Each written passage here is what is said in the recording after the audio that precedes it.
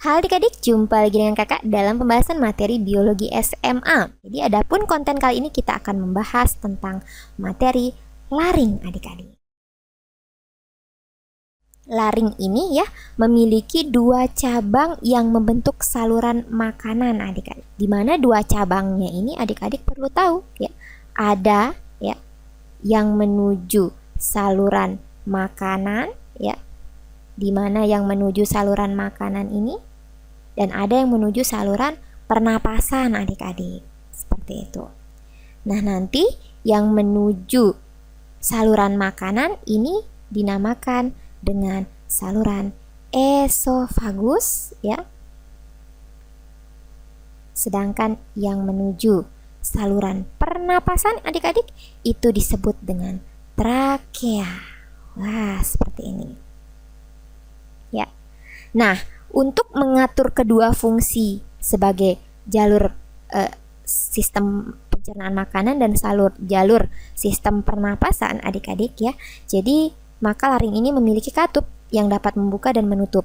Nah, katupnya itu adik-adik sering kita kenal dengan nama epiglotis adik-adik ya. Jadi ini yang mengatur membuka dan menutupnya epiglotis ini sehingga nanti saluran makanan dan saluran pernapasan tidak bercampur. Suka kadang-kadang kalau kita suka ngomong sambil makan, itu kadang-kadang suka tersedak adik-adik. Itu karena apa? Karena epiglotis kita terbuka, jadi nanti makanan itu biasanya masuk ke pernapasan adik-adik, seperti itu. Ya, jadi katup ini juga berfungsi untuk mengatur jalannya udara dan makanan, seperti itu. Ya. Itulah sebabnya saat kita menelan makanan tidak mungkin bersamaan dengan menghirup udara adik-adik, tidak mungkin bersamaan. Ya, seperti itu.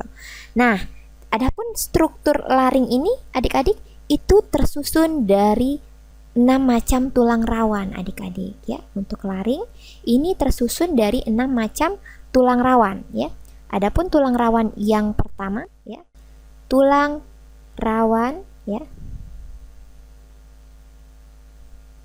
laring ya, itu dibedakan menjadi 6 adik-adik ya.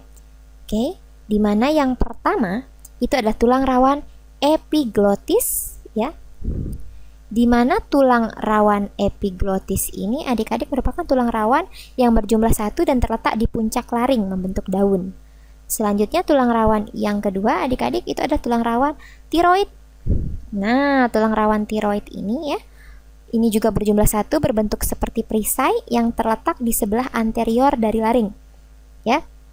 Pada pria dan wanita ada perbedaan yang tulang rawan tiroid ini, yaitu pada pria lebih besar ya dan menonjol yang membentuk jakun. Jadi nanti ini yang akan membentuk jakun pada pria adik-adik.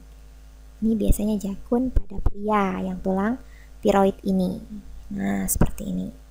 Selanjutnya ada pun tulang rawan yang ketiga adik-adik itu adalah tulang rawan krikoid. Ya. Di mana tulang rawan krikoid di sini ya, dia ini berjumlah 1 dan mengatasi bagian bawah laring berbentuk cincin. Bagian bawah laring berbentuk cincin dia ini. Selanjutnya ada tulang rawan yang satu lagi yaitu tulang rawan arytenoid. Ya, jadi di sini ada tulang rawan arytenoid. Di mana tulang rawan arytenoid ini berjumlah 2 dan terletak di atas krikoid. Tulang rawan arytenoid ini berhubungan dengan pita suara nanti adik-adik. Selanjutnya, tulang rawan selanjutnya itu adalah tulang rawan cuneiformis. Jadi tulang rawan cuneiformis di sini ya adalah tulang rawan yang berjumlah 2 dan terletak di antara epiglotis dan arytenoid adik-adik. Selanjutnya nanti di sini tulang rawan yang terakhir itu adalah tulang rawan cornoculatum adik-adik ya. Jadi nanti cornoculatum di sini itu adalah tulang rawan yang berjumlah 2 dan terletak di atas arytenoid. Jadi ini susunan tulang rawan pada laring adik-adik. Oke adik-adik, tetap semangat. Kita akan ketemu selanjutnya pada organ sistem pernapasan selanjutnya, tentunya setelah dari laring adik-adik. Kira-kira akan kemana? Sampai jumpa pada konten selanjutnya. Tetap ikuti kakak, tetap semangat, dan sampai jumpa.